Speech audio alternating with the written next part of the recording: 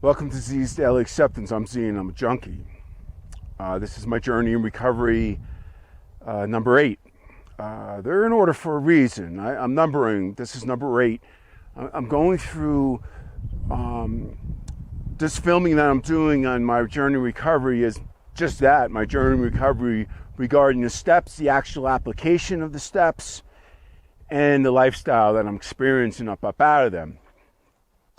Just like the steps are in order, well, so is these videos are in order, because I start with that first step back in my first video, which is in regards to my journey in recovery, number 1. However, this is number 8, so I was just in the 8th step, in number 7.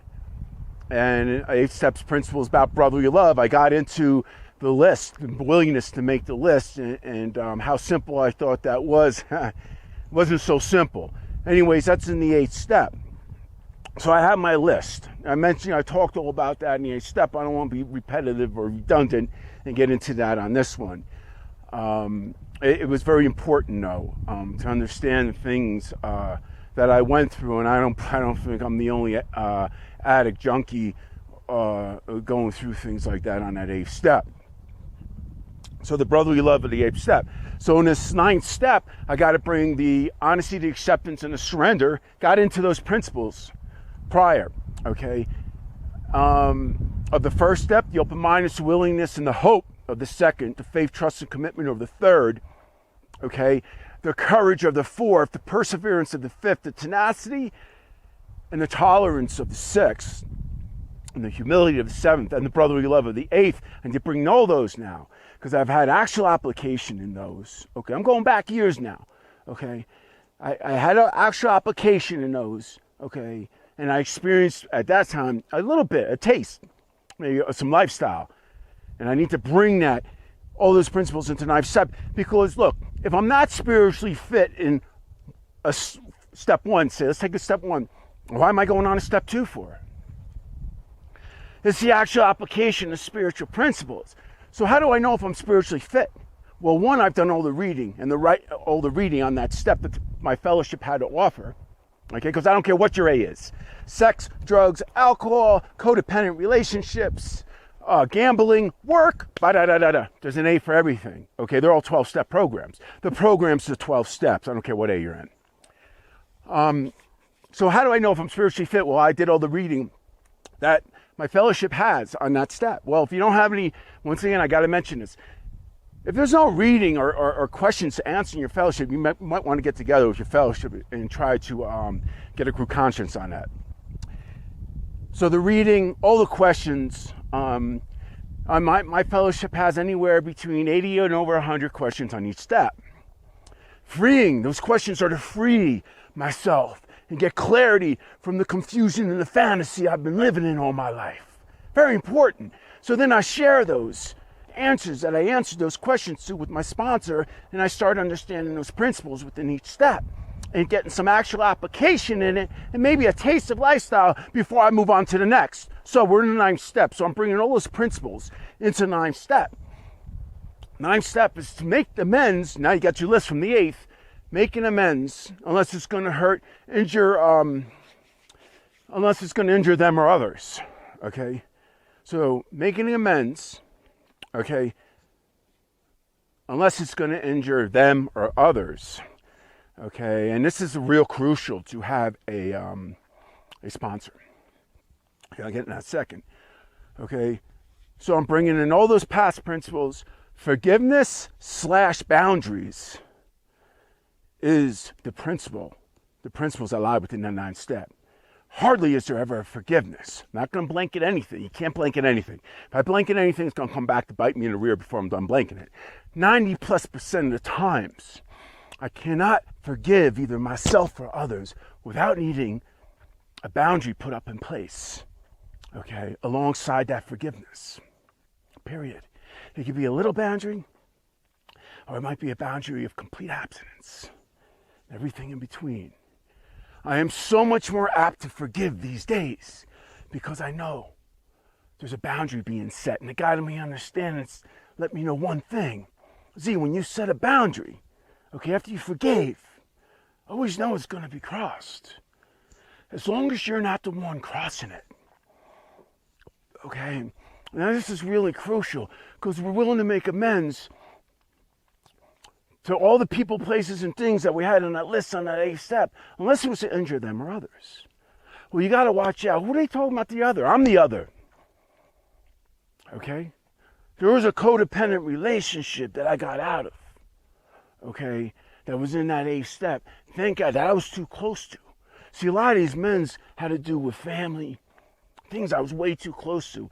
If I ever appreciated a sponsor, I appreciated a sponsor in the 9th step. Oh man, I have no words for the gratitude for my sponsor in the 9th step. I was too close to things in which I had no business going and making amends for. Okay, because a murder probably would have took place.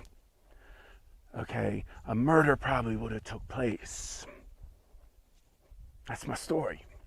Okay, and I needed clarity, not only on that, but some other things, and how to make those amends when something like that was going to go down. What can I do other? Okay, because you make the amends unless it's going to injure them or others. Well, who's the other if it ain't them? Ourselves, man. And we're way too close to the things we're making amends to sometimes to see it, because I was blind to that. I can't be the only one, okay, in the 9th step, blind to like, maybe this ain't a good idea. Sponsor, crucial.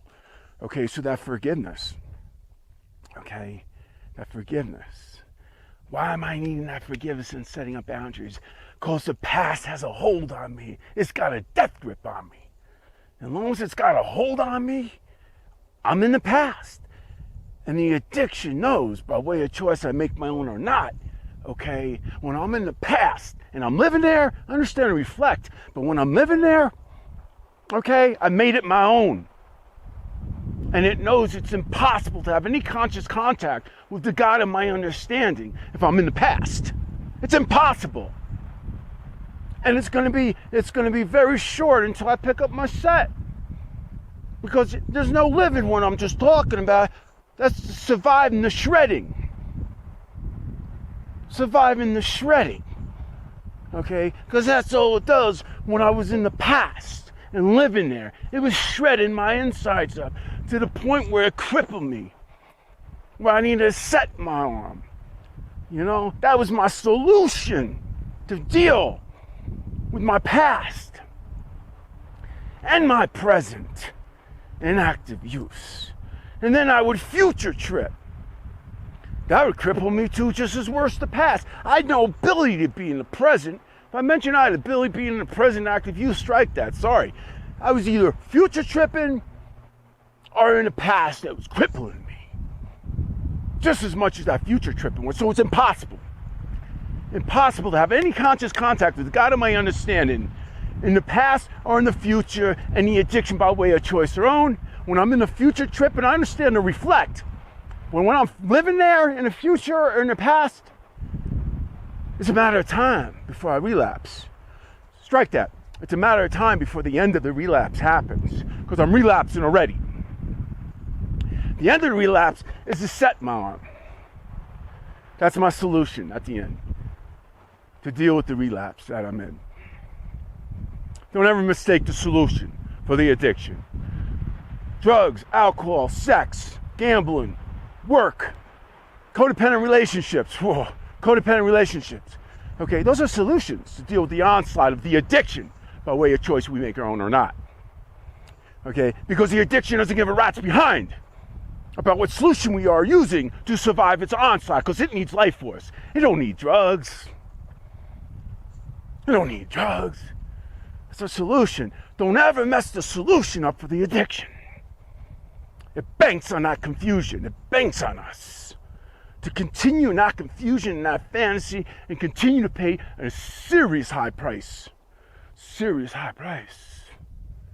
low living. So this forgiveness / boundaries / mad connection between forgiveness and boundaries. Hardly is it ever spoken on the same breath. Hardly is forgiveness and boundaries spoken on the same breath. Why? Why is that? Because hardly ever, when forgiveness is forgiven, and when somebody's given forgiveness, that they don't need to set a boundary, man. Okay? When I forgive 90 plus amount of times, 90% more, 97 plus the amount of times, I have to set a boundary. It keeps me so much more apt for forgiving. So this is it. So I really learned about powerless. So this is the first thing that was revealed in the 9th step. As I'm making these amends, okay? All right? As I'm making these amends, it's been years. I cleared up all my amends. Okay? I have one that I'm still working on clearing up. I had huge amends to make. I'm left with one, and I'm on that. And so it takes years to put down the bat and pick up the feather. But you get into it, all right, and start. Okay, because only by the footwork do we receive the blessing. Okay, only by the footwork do we experience the relationship with the God of our understanding. And so only by the footwork is the actual application of these principles. In this step, in all of them. So we can start getting some lifestyle. So our internal being could start reflecting our external world. You know? And it's beautiful. So that internal lifestyle I'm talking about is crazy beautiful. The thing that was revealed to me, first thing in the 9th step, I was walking down an alleyway, okay? And the God of my understanding came to me and said, Z, you know, you talk a lot about this confusion and this fantasy, about this high price of low living that you've been in. Well, let's get some clarity on that, okay? You don't have a will, Z. Oh, okay. Well, you know, the God of my understanding, what do you mean by that? Okay, well, let's take a look at it. Let's take a look. Principled, look back. You got some principles now, right? And nice step I did. It's probably a perfect time. Time's always perfect. So look back. Yeah, look back on your last 50 years. Not even you would have done that to you. The jails, okay? And everything else that goes on in that arena of drugs, man. The murders, the dismemberments, the hostages, the deals that go sour, the jumping out of third-story windows. Yeah, all of that. It's not some made-up crap. Okay? That's going on right now. Forget about my experience. That's going on as we speak. No. Something way darker than you is the will you've been serving. Okay? You gotta understand what powerless means, Z. Okay? You are powerless in everything, including results. The only power I've given you, and the only power you ever had, was choice. You'll either choose my will, the God of my understanding, and I'll continue to bring you to where your heart truly desires to be, or you could do the will of the addiction, when by way of choice you make it your own or not. Okay? And it'll bring you to what you always got, but worse. Jails, institutions, and death. Okay, I'm not going to place a bunch of war stories up around that and drug logs. No, all those logs, all those war stories landed me in jails, institutions, and death. That's all. When I look back on that, God of my understanding was absolutely right. My power lies in choice. By way of choice, I'll make the God of my understanding, okay? I'll strike that. By way of choice, I'll serve the God of my understanding's will or not. And by way of choice, I'll serve the addiction's will. Okay? I'll make it my own or not. It's that simple. I don't got to fly to New York and go to the library, New York Library, and look in. Well, if I'm not doing the will of the God of my understanding, I wonder what will I'm doing, you know? Oh, I must be doing mine. The addiction banks on that.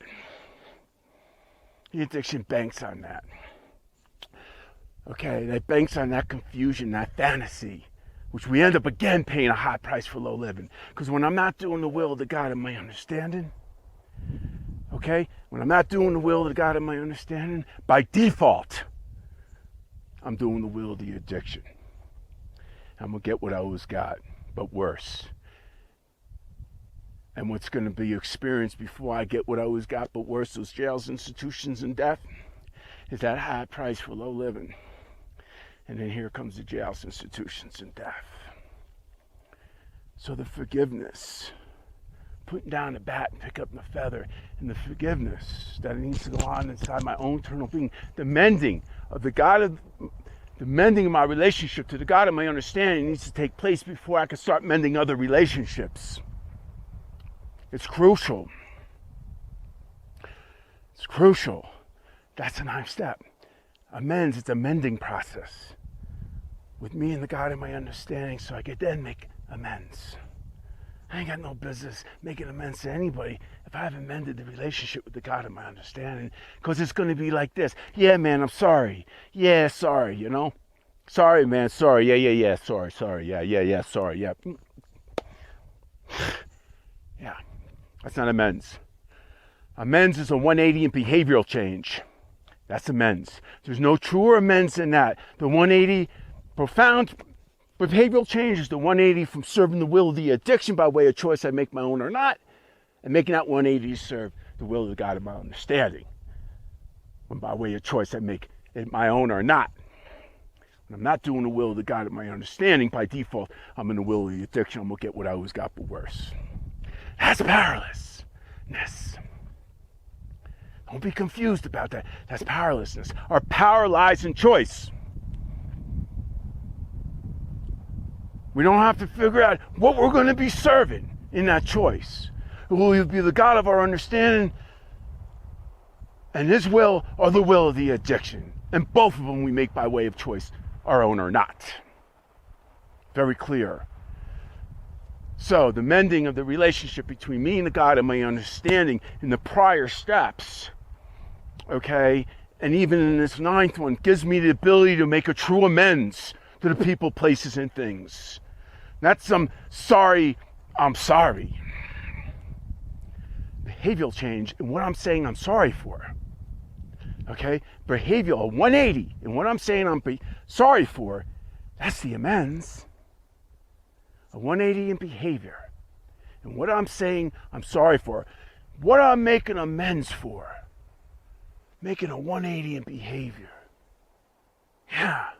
Whatever caused that,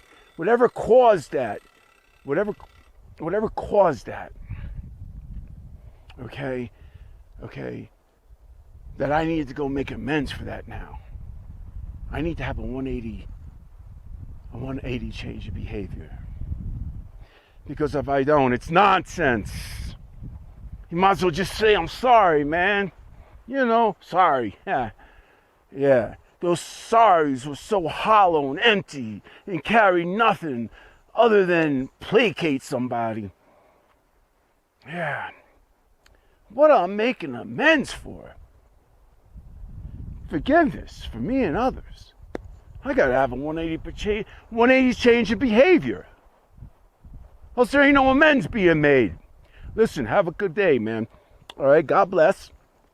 And my journey in recovery, number 9. I'm gonna bring that into the starting that 10th step. Okay, so that forgiveness and that boundary, and those boundaries that need to be along with those forgivenesses 90 plus percent amount of times is crucial. Making amends when it injure them or others, crucial to have a sponsor. We're way too close to the things we need to make amends to, and sometimes it could get dangerous. And that's it, you know, once again, about 10,000 feet up, filming, and it's beautiful out here, and I'll pick it up in the next video, and we'll get into that 10th step. Okay, listen, God bless, man, have a great day, peace.